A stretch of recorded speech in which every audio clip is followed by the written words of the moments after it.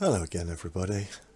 Yeah, the new queens that I caught was a Thursday. So today is day 28, or 4 weeks in since I caught them. And wow, what can I say? What a difference a week of very hot weather makes. There are pupa everywhere, as you can see. I said last week, oh, maybe that one big larvae will have gone to pupa.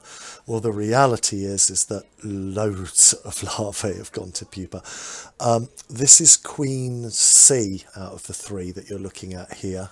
I think I counted them. She's got 14 pupa, so that's if they are closed, which sometimes they don't, that's going to be 14 workers she'll have on the first batch.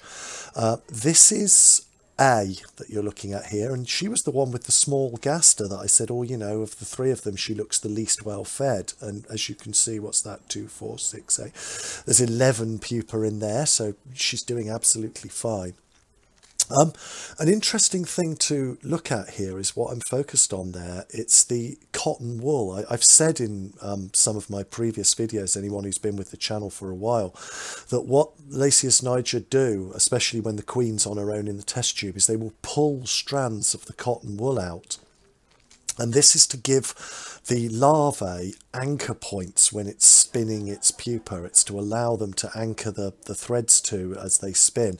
And I've got a video, if anyone wants to look back, called Pupa Factory, where I showed my main colony had built a whole construction out of bits of cotton wool and sand, and they were processing larvae through in one side and pupa were coming out the other. It was really quite fun to watch that.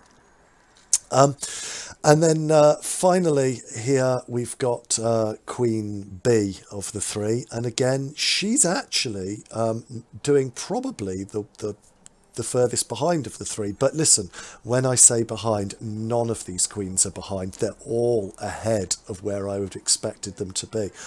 I think this is shaving possibly 5 or 6 days off their development time. I'm going to be checking them on about 6.5 to 7 weeks. They're going really, really well. And then finally, right at the end, one of this a comment I had on one of my previous videos, I think it was day 21, somebody asked, what does a larvae look like just before it becomes a pupa? So I got quite a close-up shot of this little girl here. This is a larvae. You can see it moving, so as I said, it's the larvae that move. And I don't know, but I think this larvae here is just pupating now. It seems to be casting its head around, looking for those anchor points. You'll see them do this, and then they'll start to stick the threads onto them and weave the cocoon, and I think that's what it's doing. But anyway, this is about as big and fat as a larvae ever gets. This is ready to pupate. So the answer to the question, what does a larvae look like just before it pupates, is that there. Anyway, everybody, thank you for watching. Until next time, I hope your queens are all doing well. Goodbye.